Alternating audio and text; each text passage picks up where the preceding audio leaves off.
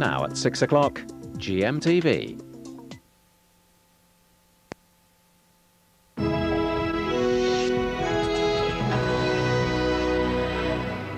Michael Jackson now faces investigation over his relationships with children as a top lawyer in America files a complaint against him.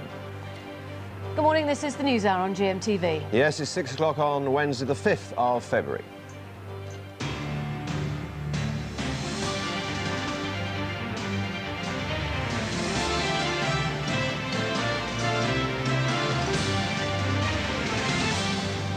As authorities in the United States prepare to watch the controversial ITV documentary on Michael Jackson, we cross live to Los Angeles in a moment for the latest. The US says it will unveil compelling evidence today that Iraq is hiding banned weapons from UN weapons inspectors, but will it prove to be the elusive smoking gun? And we bring you the truth behind the asylum headlines, why one local community has put its money where its mouth is to support a family seeking refuge here in Britain. And this morning we're upping sticks to Australia, where the sun always shines, of course, but it shines for us every day with Claire. Good morning, darling. Good morning, John. I presume Penny wrote that link. No, I didn't. No, it was right from the heart. Oh, yeah. I love working on this programme. Yeah. Good morning. Another wintry day today, but the good news is it's turning milder tomorrow. And that's because cloud, rain, sleet and snow is moving in. But the sleet and snow will clear and eventually temperatures will rise. So today it's going to be bright and crisp and icy. Tomorrow turning damp from the west with perhaps some patchy rain. But as I said, on the leading edge of the front, coming in from the west, you could actually see a little bit of snow for a time. Some sunshine today, frosty as well. Watch out for icy stretches. I'll give you more details in around 25 minutes. Penny. Claire. A top US lawyer has told GMTV she's filed a complaint against Michael Jackson after the star admitted that children slept in his bed. Authorities in the state say they'll watch the controversial ITV documentary closely when it's screened there tomorrow night. Well, Jackie Brambles is in Los Angeles. Jackie, the programme has caused huge debate here. What about there? Well, it hasn't yet aired over here, Penny. In fact, it's going to be tomorrow night that I would think many Americans are going to be glued to their TV set. There's certainly been a lot of hype ever since ABC Network bought that programme from ITV for, I think, £3.5 million, and there's promotions all over the networks. From London to LA, the world is buzzing about that jaw-dropping Jacko documentary on Britain's ITV. As Doug Bruckner reports, the special, airing here on ABC, has the King of Pop spilling secrets about everything, from his intimate experience with a star to his sleepovers with kids. Perhaps something that Michael Jackson didn't give any thought to was exactly what kinds of cans of worms this documentary would open up. Well, over here, it looks like they're going to be very much of a legal nature because there is a lawyer here in Los Angeles who has locked horns before with Michael Jackson. Many years ago, when she initially represented the young teenager back, I think it was in '91, who was alleging charges of sexual molestation against Michael Jackson. That never went to court, and it was settled out of court for well over $20 million. And also this lawyer, Gloria Allred, a civil rights lawyer, filed a complaint with the Child Protection Services in Santa Barbara County, where Jackson lives, just a few weeks ago after the baby dangling incident in Berlin. She has read a transcript, word for word, of the program, of the documentary that you've all seen, and this is what she's got in mind. I have sent the transcript of the interview on the British documentary to the Children's Services Department and asked them to interview the children and also to do the needed investigation of Mr. Jackson and what his activities with children have been at Neverland. Gloria Allred. Well, how do you think the Americans will react to this documentary then tomorrow night? I mean, there's going to be absolute fascination over here as there was there, and perhaps some intrigue as to why he didn't choose to speak to an American interviewer, and it was all done with a Brit. Also, though, I think what's going to be even more interesting, I have to say, is that the legal repercussions for Michael Jackson, or certainly the investigations that will undoubtedly be spurred by this documentary, I think are going to become much more public fascination than the documentary itself. Jackie, thanks very much, and we'll have more on that Jackson documentary in half an hour's time. Right now, the rest of the news with Kate. Good morning, Kate. Good morning. Thanks very much indeed. Good morning to you. Iraqi President Saddam Hussein has denied his regime has any links with the al-Qaeda terrorist network, heightening pressure on America's Secretary of State today. Colin Powell is due to address the UN Security Council, hoping to convince sceptical allies of the need for war. Rachel Harrison is in New York. What's Colin Powell expected to say, do we think, Rachel?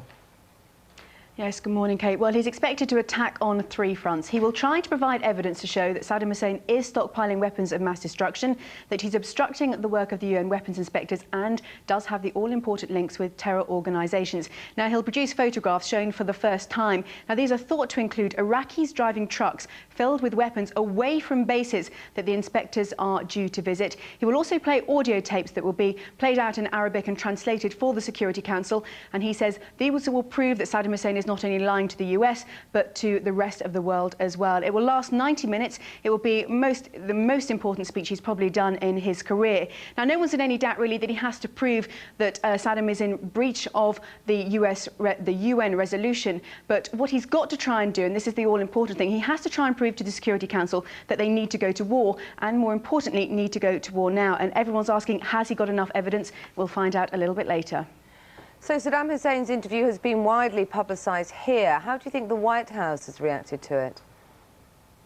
Well, it's caused a lot of controversy. It was brought up at the White House briefing, and the Secretary of Defense, Donald Rumsfeld, had one thing to say: Saddam Hussein is a liar, and you can't believe anything he has to say. The message, really, from America is incredibly simple. Saddam Hussein has to prove that he is telling the truth. And as far as everyone here is concerned, certainly in Washington, they don't believe he's gone far enough or done that yet. Rachel, thank you very much indeed. Thanks for now. A 42-year-old British man has been executed in Texas after 16 years on death row. John Jackie Elliott was found guilty of raping and murdering a teenager in 1986, while still on probation for a separate murder. His lawyers had launched a last-minute appeal to spare his life, claiming DNA tests would prove his innocence. Detectives will return to the North Wales town of Mold today in an attempt to solve the shock murder of postman Paul Savage. The 30-year-old, a husband and a father, was found unconscious by his bike yesterday morning. Detectives say he may have been the victim of a bungled robbery and are searching for 2 men seen in the area at the time. Brighton's famous Palace Pier is to be checked for structural damage after an overnight blaze that forced the evacuation of dozens of people. It's believed the outbreak completely destroyed one funfair ride and damaged 2 others. No one was injured. Only 5 weeks ago, part of Brighton's West Pier collapsed in rough seas. Hundreds of nurses are helping terminally ill patients to die, it's been claimed. A poll by the Nursing Time has revealed that 1 in 20 nurses think that their colleagues do assist patients to die, despite an overwhelming belief that existing laws preventing such actions should not be changed. Surrounding this area would make life more difficult, and the current practice whereby we're actually talking about pain relief rather than assisted suicide allows patients to be treated with dignity at the end of their lives. And even if the end of their life comes slightly sooner, it is not about legislating against helping people to commit suicide. That's a completely different issue. Rock star Courtney Love has been cautioned by police after an alleged air rage incident. The American singer apparently abused staff on a Virgin Atlantic flight from Los Angeles yesterday and refused to sit down as the jet landed at Heathrow Airport. She was arrested on touchdown and detained for 9 hours. It's 8 minutes past 6. I'm back in half an hour. Now back to Penny and John. You stop. OK. Thank you very much, DK. We're just having a discussion about what comes next. I'll tell you what comes next. Coming up on the news hour, the other side of the refugee crisis, how some communities in Britain, anyway, have welcomed asylum seekers. But first, we'll have a look at the morning papers. And I will start those. Let's have a look at the tabloids first. And that's the front page of The Sun, apart from Wyn Kylie's knickers. It's Jacko kids at risk. Actually, the Daily Star's got that picture. Even bigger, would you believe? The Daily Express. Mortgages at the cheapest ever rates, they claim, as experts signal a cut in interest rates. The Daily Mail. Commons lords it over Blair. That's about the upper house reform. MPs inflict devastating defeat on the Premier, the first since he came to power. And that's the front page of the Daily Mirror. Not that's obviously about Tony Blair and his meeting with the French President Jacques Chirac, who refused to support war on Iraq, but also then saying his own MPs snub him over Lords. House of Lords featuring very much on the front page of the broadsheets too. This is the Guardian. MPs reject all options for the Lords. In the Daily Telegraph, Blair's reform of the Lords left in tatters. That's that one there. House of Lords reform in chaos, says the Independent. Financial Times concentrates instead on the US and issuing bleakest warning yet on North Korea. That's Richard Armitage, Deputy Secretary of State in the US, who was talking about that yesterday. And in the Times, French demand for more time on Iraq. Futile is their headline. Well, compelling proof. That's what the US Secretary of State Colin Powell promises when he addresses the United Nations on Iraq today.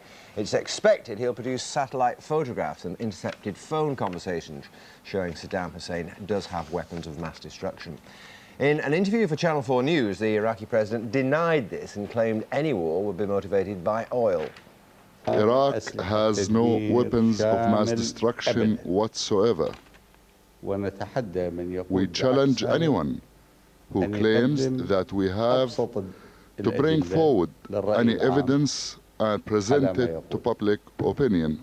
The destruction of Iraq is a prerequisite to controlling oil. That means the destruction of the Iraqi national identity. Well, joining me now here in the studio is Abdul Bari Atwan, editor of the London-based Arab newspaper Al-Quds. Abdul Bari, very good morning to you. He denies that he has weapons of mass destruction. Do you believe him? Yes, I do. I do believe him, simply because the inspectors are there for, 8 weeks. They actually inspected more than 400 sites. We were told by Tony Blair and by President Bush that, he has weapons of mass destruction. They have proof. And when they went there, we found out that they don't have any proof, and the inspectors were free to inspect wherever they want to inspect. But you know the allegation, don't you? The allegation is that he simply shifted them before the inspectors got there, and he's lied before, he's probably lying now. Well, actually, if they know these proofs, I think, the logical thing, they should present it to the inspectors and go and tell them, go and catch him and find out the smoking gun, as they say, why they kept this proof for themselves. Why don't they give it to the inspectors in appropriate time in order to actually quote him? Why, on the other hand, would Colin Powell go before the UN, show them satellite photographs, reveal transcripts of phone taps? Why would he take a risk like that if he didn't think he was on solid ground? Because he's desperate. That public opinion, the European public opinion, Arab public opinion, international public opinion is against this war. So he's desperate to prove anything. But, this evidence, I would like to remind you, John, that during the Gulf War, you remember that duck they told us, which was covered by oil, crude oil. They said this is in the Gulf, and this is the work of Saddam Hussein when he flooded the Gulf with this crude oil. And we discovered that it was in Alaska. You remember also the daughter of the Kuwaiti ambassador who pretended she was a nurse, and she was crying. Saddam Hussein is taking those children from the incubator and throw them in the floor. And Amnesty International has to apologize. The third thing, that when President Bush the senior, presented pictures of satellite pictures showing that Saddam Hussein massing troops to invade Saudi Arabia. And after the war, we discovered it was fabricated. So this could be the same. But this time, I mean, there's no doubt about it. There have been big conversations between the State Department and the CIA. I was in Washington last weekend, and this was all the talk of Washington last weekend. Big conversation about what Colin Powell can say and what he can't say. I mean, he is risking not only intelligence agents' lives, he is risking national security by revealing this information today. Surely he would not take a risk like that unless he thought that the evidence he had to show was A, true, and B, crucial for the world to understand. Yes, that's what they want to say. But also the CIA and the FBI actually disputed Colin Powell's version and President Bush's version about the link between Saddam Hussein and Osama bin Laden. And they said they disagreed with the Congress, with the Pentagon about these kind of things, and they warned the administration that they should not go that far. So it seems the American administration desperate. They want to launch a war against Saddam Hussein, against Iraq, and they know that the international mood is against this war. So I think out of desperation, they can do anything. I told you 3 examples that they presented faked, distorted evidences in order to deceive the international community, and they managed to do so. But that last time they managed to get away with it, but this time they would not, simply because 80% of the public in this country against this war. The same thing in France, the same thing in the United States. So it will be catastrophe for the United States, for the West, for everybody, because the outcome will be devastating. There we have to leave it. Abdul Bari Atwan, thank you very much, Steve, for coming to talk to us. Time is 14 minutes past 6. Still to come on the news hour, the other side of the asylum argument. We see how some communities here welcome refugees with open arms. And in the latest in our Up Sticks series, we follow one family who've packed up and moved to the other side of the world, and all because of GMTV. Not because they didn't like us at all. But for other reasons. Yeah. this one. Is it?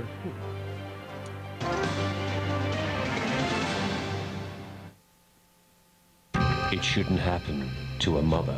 Joanna Sharp is 8 years old, and she disappeared from Sun Hill Police Station. It shouldn't happen to a cop. I'm not going to talk to you as a police officer today. I'm talking to you as a mother. I've seen it so many times. And we're starting to get It feels so different when it's someone you know. A nightmare that could tear the heart of Sun Hill. If somebody out there has got my baby, please let her go. Please don't hurt her. The Bill. Tonight and tomorrow, ITV1.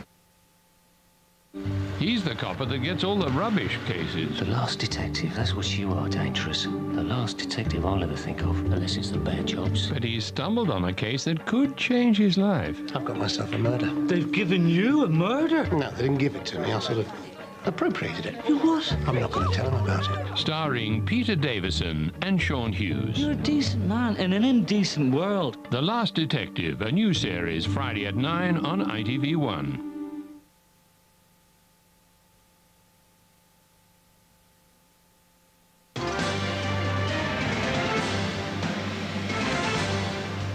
Welcome back. You're watching the News Hour on GMTV. This morning's headlines. A top US lawyers told GMTV she's filed a complaint against Michael Jackson after the star admitted that children slept in his bed. America's Secretary of State Colin Powell will address the UN Security Council today, hoping to win over sceptical allies on the issue of Iraq. Brighton's famous Palace Pier is to be checked for structural damage after an overnight blaze that forced the evacuation of dozens of people. Now, for more of our special series on asylum seekers, you may remember that on Monday we showed you how ruthless French police can be now that the Sangatte refugee camp has closed. We saw them turfing out asylum seekers onto the streets without food or money in extremely cold circumstances. Well, today we're looking at what happens to asylum seekers once they've arrived in the UK. How are they treated and how do they live? Jackie Cabler is in Nottingham. Jackie, good morning. Good morning, Penny. Yes, today I've got two wildly different stories for you about how asylum seekers are treated once they get here. In a minute, you'll meet the Iraqi asylum-seeking family who live in this house who've had nothing but the most enormous support from the community. But first, let's go to Wolverhampton, to the Heathtown estate, an estate where 1 in 5 houses is given to asylum seekers and where you'll find people from 46 different countries. And the reaction from locals has been nothing less than hostile. Walk around these grey, graffiti-covered 60s tower blocks and you'll meet people from Bangladesh and Kosovo, Somalia and Zimbabwe. And you'll meet locals, mostly angry locals, who bitterly resent the benefits they feel the asylum seekers are being given. The government is wasting our money because we couldn't have it, and we can't have his hospitals done now because he spent the money. That money shouldn't be spent. Where's our people gone? One by one, them driving themselves away, one by one. If you want to give the estate to the asylum seekers, tell us now. But life for the refugees here is not all easy. These rundown tower blocks can be dark and dangerous places. The Ibrahim family from Albania have been here for 2 years. Little Sarah now helps her parents with their English. They've done their best to make it home, but the paper is peeling and the walls are damp. And with constant aggression from locals, the family are often scared. Children's pushing the door, you know, night. In the middle night, pushing. Don't cry, Dean. After looking the door, after going quick. What sort of things do they do? Nasty words to say, and they run away. Hounded by the press and their neighbours and living in the poorest part of town. It's preferable to being hounded in Albania, but they say only just. Well, that attitude to asylum seekers, sadly, is fairly typical in Britain's towns and cities. But here in Nottingham, something quite remarkable. Take a look at these pictures. We have pictures here of people protesting at the treatment of an Iraqi asylum-seeking family who the government wanted to deport. This family have such enormous support here. They've become such a huge part of the community that the whole community has backed them and supported them and raised thousands of pounds to try and keep them here. Now, this is the family. Good morning to you. Good morning. This is the Dowd family. This is Jamil, Sarah, Majid and Hoda. That's right, isn't it? Sarah, you've had enormous support from the community here. They all want you to stay. You must be very happy here. Of course, I am happy. I'm really happy to feel I have big family as Nottingham community. I'm really happy. They are really my family because they try really hard to keep me stay here. And my ambition is to stay here in England I'd love to stay in Nottingham. And now you love it here, don't you? You just certainly don't want to go back to Iraq. No, I don't want to go back to Iraq. What's so good about England? People. The people? Yeah. And what about you? You think it's great too, don't you? Yeah, fantastic. Why do you like it? I've got all my family's here, and I feel that's my home. Oh, that's really nice. Well, we're going to go into the lounge now and just meet some of the supporters of the family. If you take a look over here, this is Maylie, who actually single-handedly handed over £4,000 to raise money to keep the family here, to stop them being deported. I'm going to talk to some of the other people here as well. Sister Elizabeth, you're part of the family's extended family, basically, here, aren't you? Why do you feel so strongly about keeping them here? Well, I felt extremely strongly because I got to know the children through Sarah and the English classes and been asked to act as kind of surrogate grandmother. And we've made friends with the children and the family generally, and was tremendously distressed at the way in which they were arrested and taken to the detention centre. And they really spent their summer holidays really potentially in prison. Horrendous, yeah, because they were about to be deported, weren't they, basically, and sent away. Barry, you know, we've seen around the country people being treated appallingly at other asylum seekers. Why is it so different here? I think what we did early in the stage when the new scheme for dispersing asylum seekers came was to get a voluntary group together, people who wanted to help in a practical way from all sorts of backgrounds, and that's made a lot of difference. And this family now, you're determined to keep them here. Do you think it's similar for other families around Nottingham? Do you think that they've also got support? Yes, we have a good network, but this particular family, if you've seen the way they've wanted to adapt to British society, wanted to be part of British society, that's been the key to getting the support for them. People want to help this family to become part of Nottingham, where they belong. OK, all right. Well, huge support for the family here. And I think they all feel that it's a shame that other asylum seekers around the country don't have similar support. Back to you. Jackie, thanks very much. Time now is 21 minutes past 6. Now then, 2 years ago, Kate Garraway pitched up in Perth in Western Australia as part of GMTV's series Where on Earth. There she is telling us all about it. She showed us a city with perfect blue skies, stunning beaches and almost constant sunshine. But would that persuade you to pack up and move to the other side of the world? Certainly would, and that's exactly what GMTV viewers of the Halton family did. And in the latest of his series looking at Brits living their dream abroad, Richard Gaisford flew to Perth to meet them.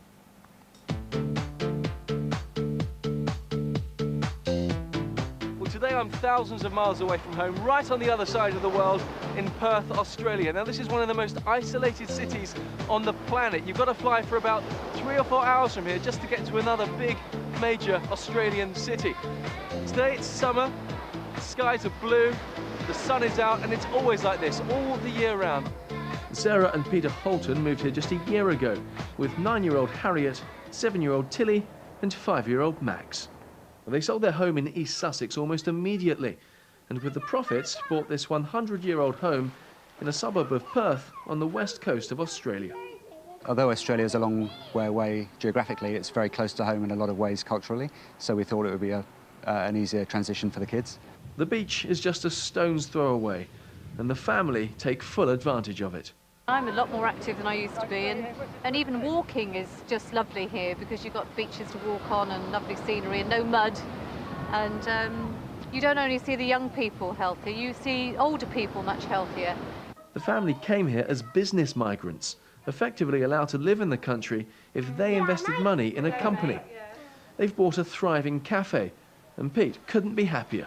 My life here, the job is just so completely different. It's the cafe's run with a manager, so that means I don't have to be here all the time, so I can actually just work pretty much the hours I want to work. In the mornings I can take the kids to school or pick them up in the afternoon. Because the cafe's very close to where we live, it just means, you know, I'm not spending a lot of time in the car, whereas I was in England.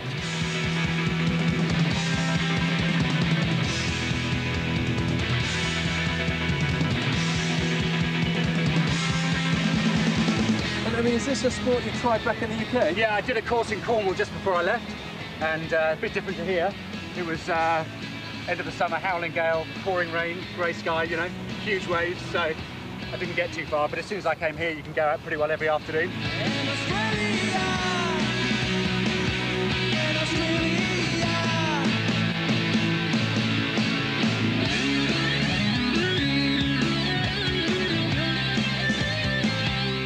The The children have settled into life here. It took a while, but all are now happy at new schools. I like all the weather and going to the beach a lot and like being able to just walk out and being able to do things. I also like it because I've started to horse ride and that's really good fun. And, do you miss your friends in England? Yeah, I really miss my best friend Amelia and some of my other good friends, and I also miss my granny.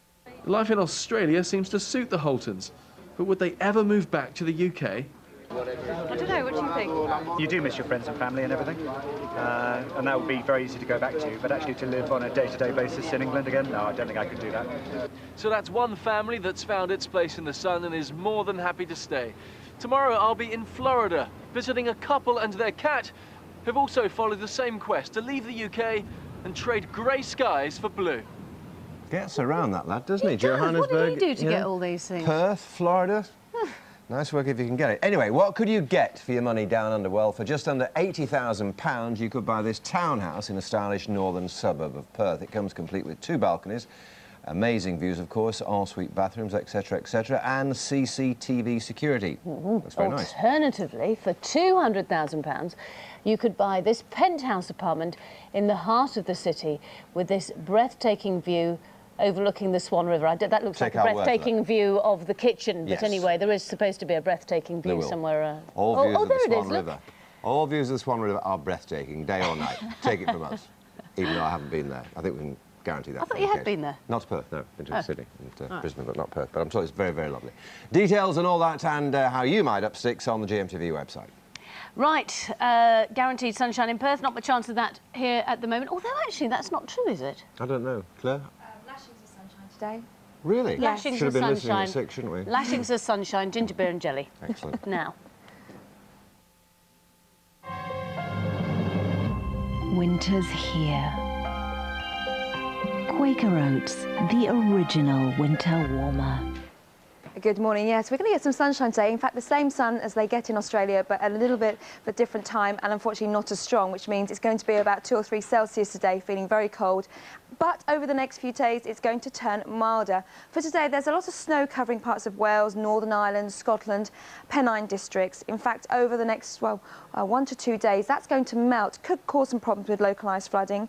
We are expecting another front to come in, and that eventually will bring some rain. But the good news is no frost by night come tomorrow night. So let's see what's happening. Well, it's slowly turning milder, cloudy and damp weather moving in from the west. So over the next few days, what will happen is, well, it's cold and frosty at the moment. This morning, temperatures around -3. And then over the next few days, as you can see, warmer colours coming in, and that means it's going to feel milder outside, even though it's going to turn much wetter. So let's have a look and see what's going on this morning.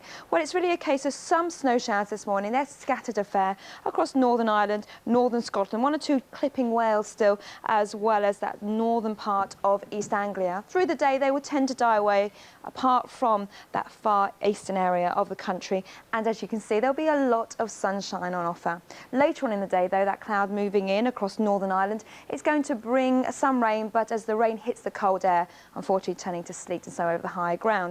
Now today we are expecting some more snow showers anywhere from Cromer down towards Lowestoft. It's going to feel very cold here, quite a brisk breeze still, but elsewhere inland not too bad at all. Temperatures will be struggling, only up to around 5.41 Celsius, but as you can see it's going to be a dry day and the winds have eased, so we're feeling much better than yesterday. Later on though, we will see cloud thickening across many parts of Northern Ireland, but counties such as Down and Armagh getting away with some brightness until later on in the day.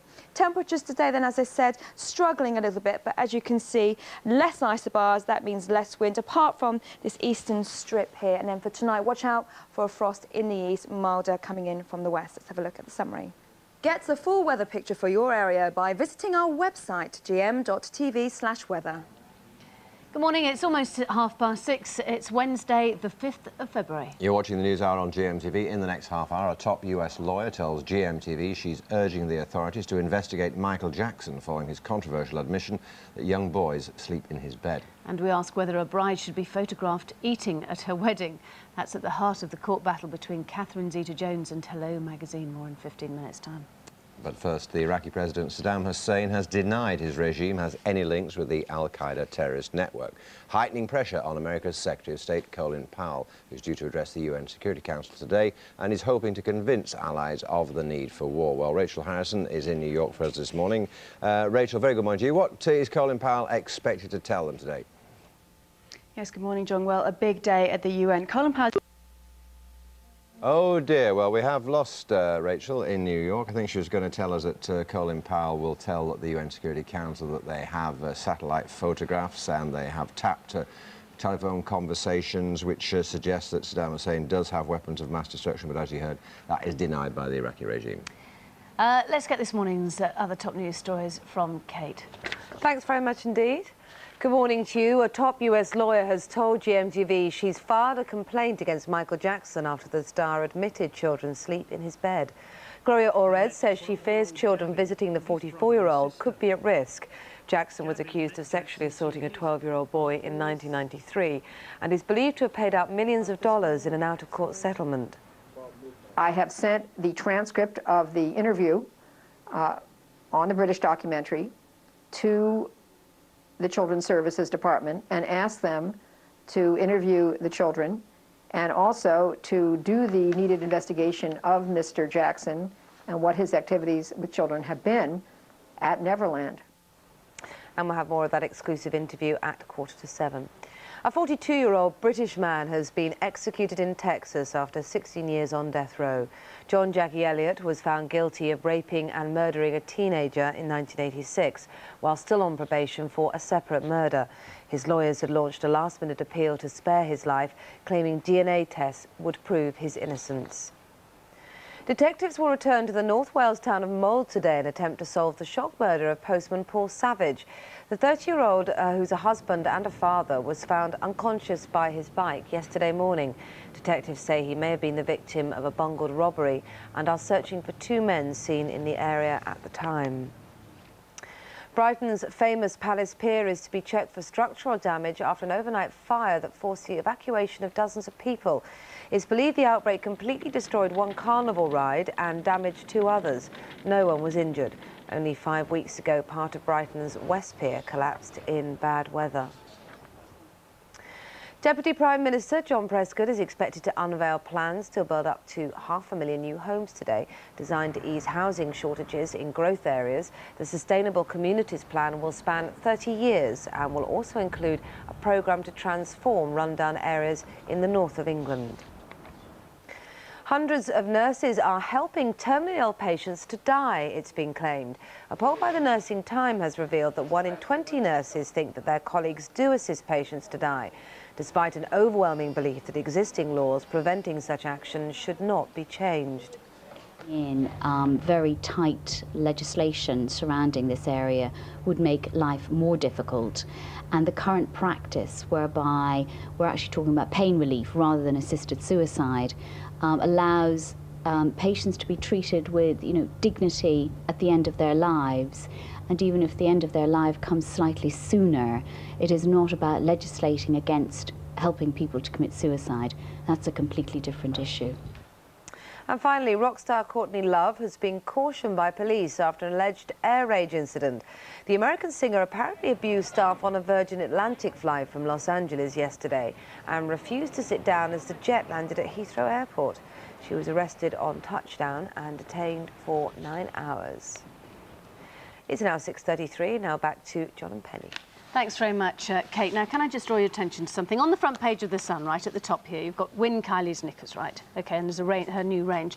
But I do like this cartoon inside, which actually shows what would probably happen to somebody like me. You see, yes, what are you talking about? I don't wear Kylie's knickers. These are Kylie's knickers, you see. That's what happens if you don't look like Kylie. I mean, you need a flat stomach. Would you not agree, Miss Garraway, that you need... I absolutely agree. That you need I'm just so pleased that I've got one, just like that, because it's a huge relief to me. Yes, it is, yes.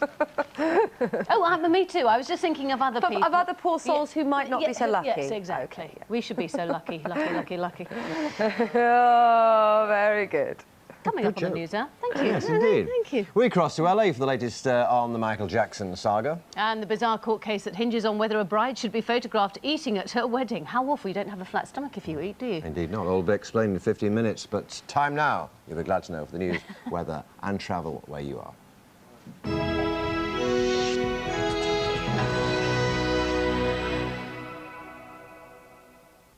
Good morning from the Granada News Centre. Detectives investigating the murder of an 11-year-old girl 27 years ago have revealed they've made a DNA breakthrough in the case. Rochdale schoolgirl Leslie Molseed was stabbed 12 times and sexually assaulted after leaving her home in 1975. Stephen Chapman reports. Leslie disappeared from her home on Sunday, October the 5th on a shopping errand for her mother. 3 days later, her body was found on open moorland in Ripondon, West Yorkshire. After a major investigation at the time, Stephen Kisco, a tax clerk from Rochdale, was convicted of a murder, but following an appeal he was released from prison in 1992. He died shortly afterwards. The murder investigation was relaunched, and in 1999 forensic scientists experimented with new techniques to generate a DNA profile from samples found on Leslie's clothes. This brutal murderer could be anybody who has slid into the background and may just be living any normal life now. If you harbour any suspicions at all, please come forward. It's a simple process by which we can eliminate people. Officers want anyone with information to get in touch. The hunt's continuing for the killer of a postman attacked as he delivered mail in North Wales. Paul Savage was found unconscious by his bicycle yesterday morning in Clayton Road in Mould. Police are investigating the possibility that Mr. Savage was the victim of a bungled robbery. They're anxious to trace two young men wearing hooded tops spotted in the area. The 30-year-old suffered severe head and facial injuries and died later in Wrexham Mailer Hospital. Britain's most famous street has just got bigger with new houses and interiors. Viewers of Coronation Street will now be able to see inside more homes, and the residents of Weatherfield will benefit from a new florist and Italian restaurant just in time for Valentine's Day. The expansion is down to stage 2, a £5.5 million investment which has increased the size of the street set. Let's take a look at the roads this morning. In Greater Manchester, speed restrictions and narrow lanes continue on the M62 between Simister Island and Rochdale. In Cheshire, the A41 in Chester at the Hull roundabout bypass has roadworks which are causing major rush hour delays. In Lancashire, Barbara Castle Way in Blackburn has roadworks for a new link road. And on Merseyside, roadworks continue on the M57, that's between junctions 2 and 4. I'm back with more news shortly after 7 o'clock. Let's take a look at the region's weather this morning.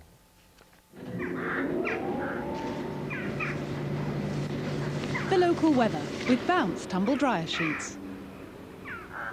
There may be a few wintry flurries this morning, mainly across Cheshire and Lancashire, but these should clear by midday. The rest of the day will be dry with bright sunny spells. The wind will also ease through the day with temperatures reaching 5 Celsius, that's 41 Fahrenheit.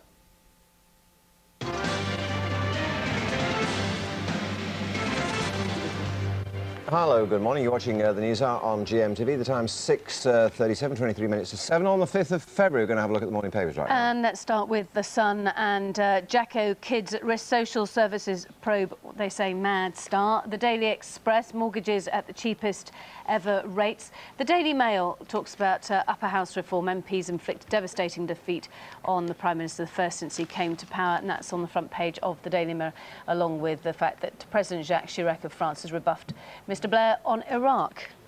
And the Daily Telegraph concentrates on the House of Lords too. Blair's reform of laws left in tatters is their headline. The Guardian says MPs reject all options for the Lords. That's that one there. Financial Times concentrates instead on events elsewhere. The US issues its bleakest warning yet on North Korea, alongside a picture of Deputy Secretary of State Richard Armitage there. And in the Times, French demand more time on Iraq is futile, is the headline in quotes there. Right, now the United States will attempt to persuade countries that are sceptical of the need to deal with Saddam Hussein today. Secretary of State Colin Powell will present what he claims is compelling proof that Iraq is hiding banned weapons from UN inspectors. Well, in a moment I'll be talking to the Labour MP Glenda Jackson, but first let's talk to Elena Gordon, a policy director with a political think tank in Washington. Very good morning to you. Thanks very much for staying up to talk to us. When we say that Mr. Colin Powell has compelling evidence, how compelling do you think it will be? Well, I think it's important to understand the context for the kind of evidence we're looking for. I don't think he's going to show the earth-shattering smoking gun that some people are looking for, and the reason he won't do it is it's not realistic and it's not required under Resolution 1441. What he's going to do is make an airtight case that under Resolution 1441, Iraq is in material breach of that resolution.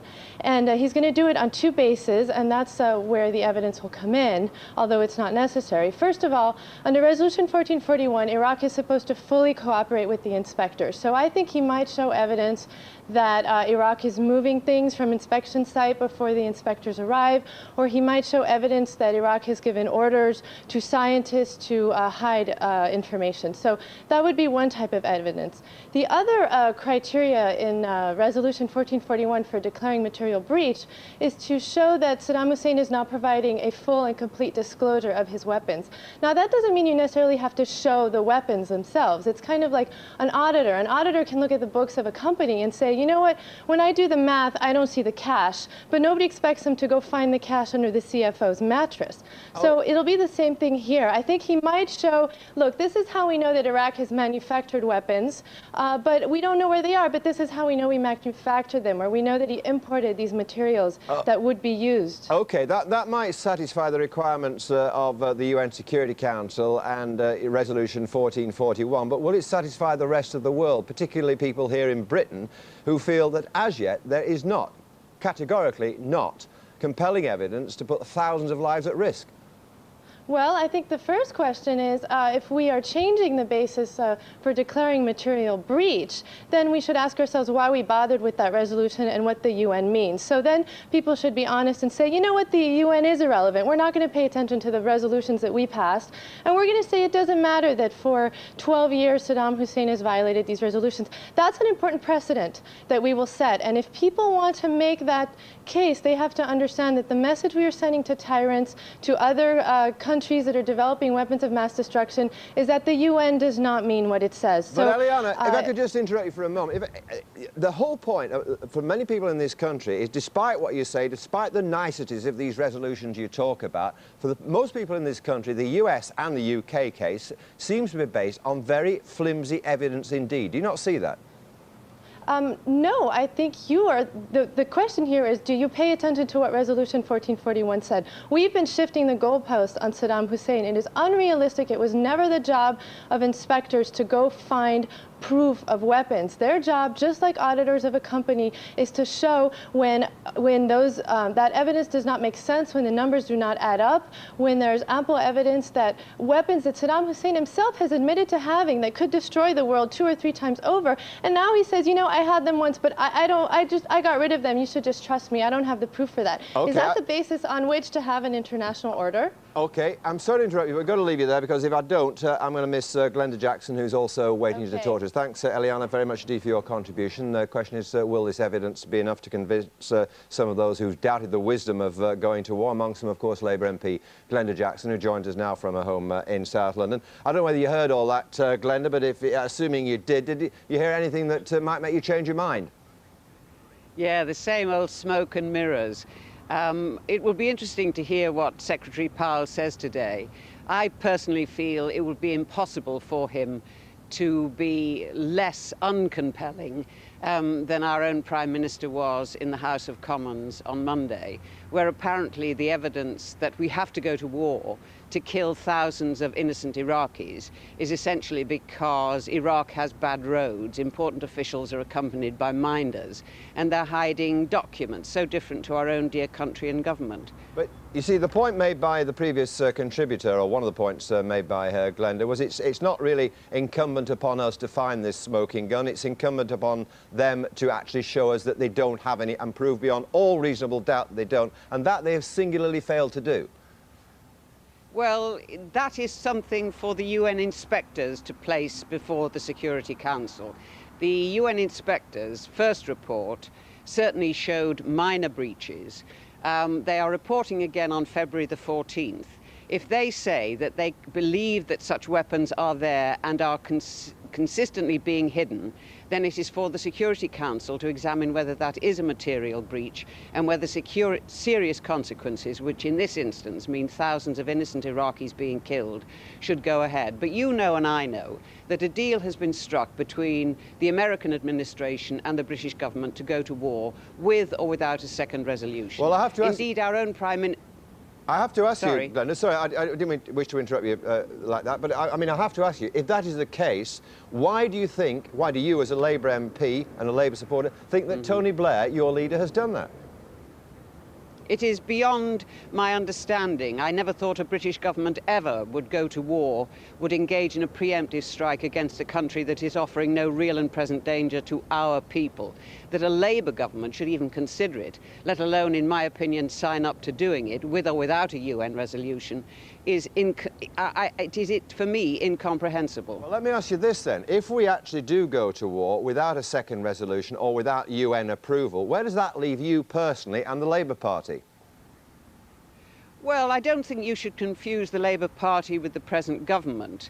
And certainly I will continue right up to the end to protest what I regard as a transformation of my country, which I always believed worked for peace, believed in international law, from that position to a bullying aggressor.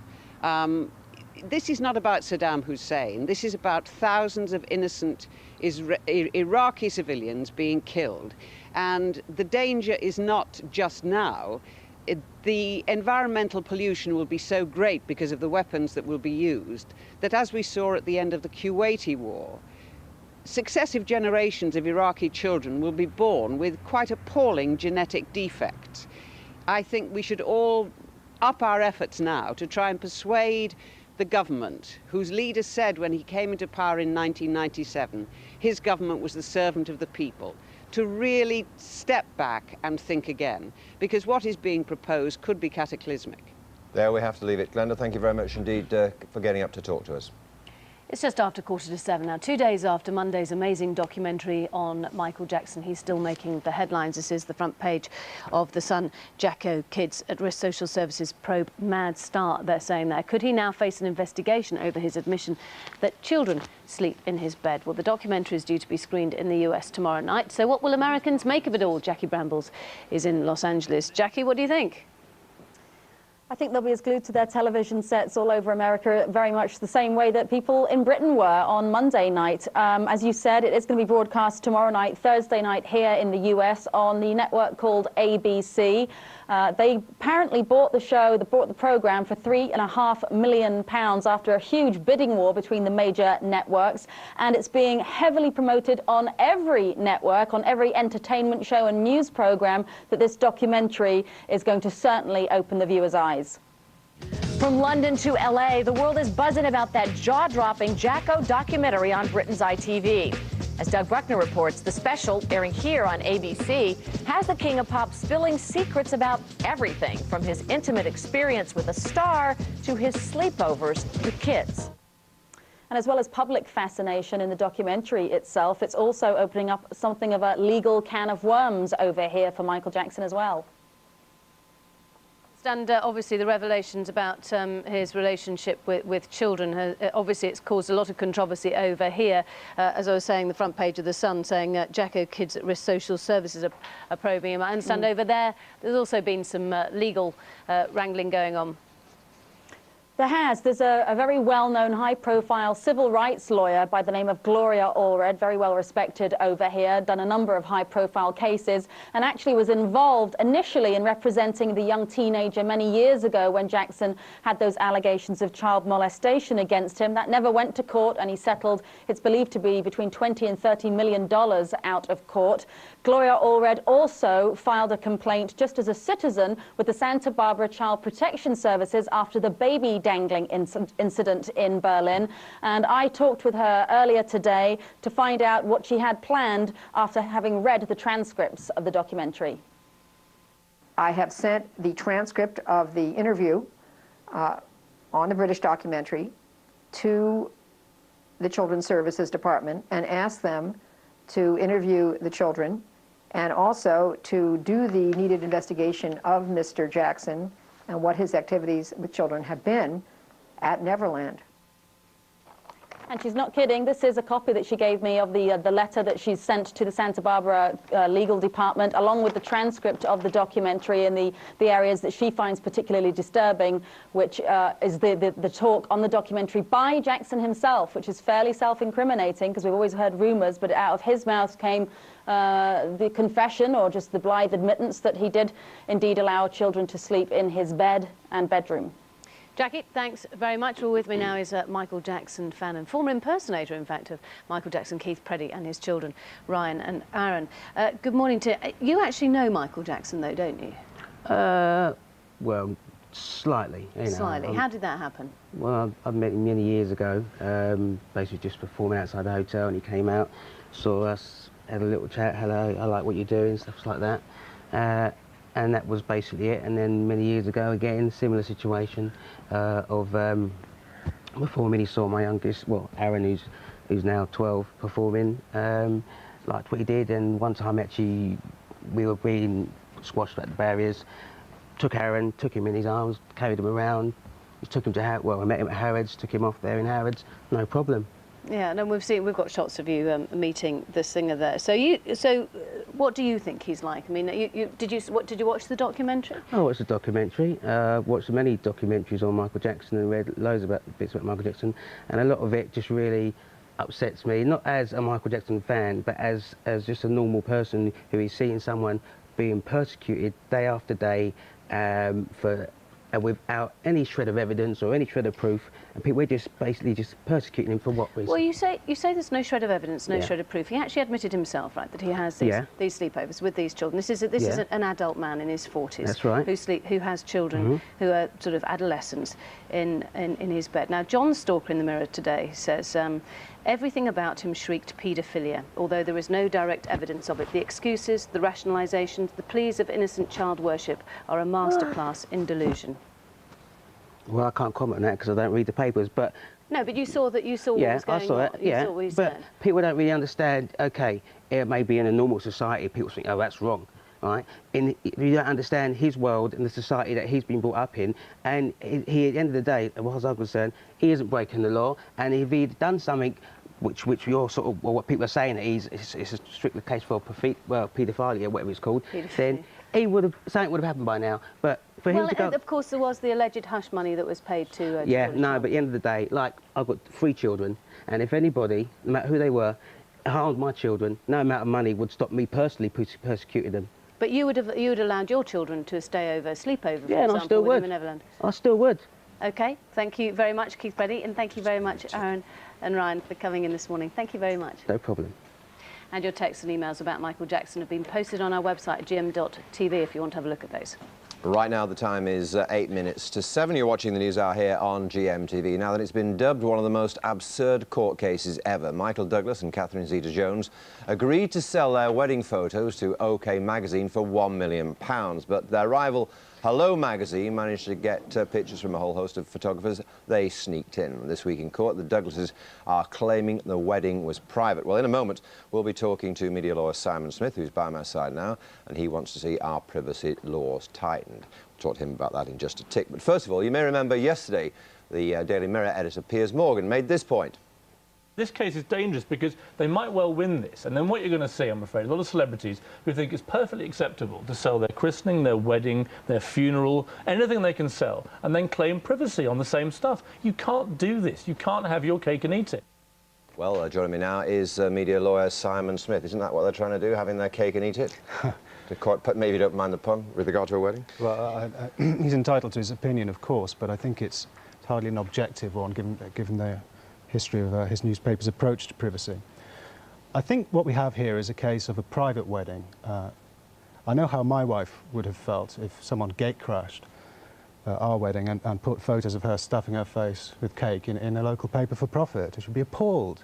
And it is appalling, and they're entitled to sue. It's a true case of privacy. But you see, you call it a private wedding, Sam. There's a private wedding, in quotes, to which they've invited OK magazine photographers to take as many pictures as they like. All right, with some editorial approval, granted. But are they really talking about an invasion of privacy? Or are they really complaining that this £1 million deal was loused up by Hello magazine? That's a matter that James Price, for the defendants, the lead counsel, might try and cross-examine them upon. But privacy is two things, as we understand it. There's the basic right to be let alone, which is in effect what Naomi Campbell, our client, was complaining about in the first case against the Mirror trial. But I'm sorry to interrupt, but they'd already forfeited that right by inviting in this magazine, hadn't they?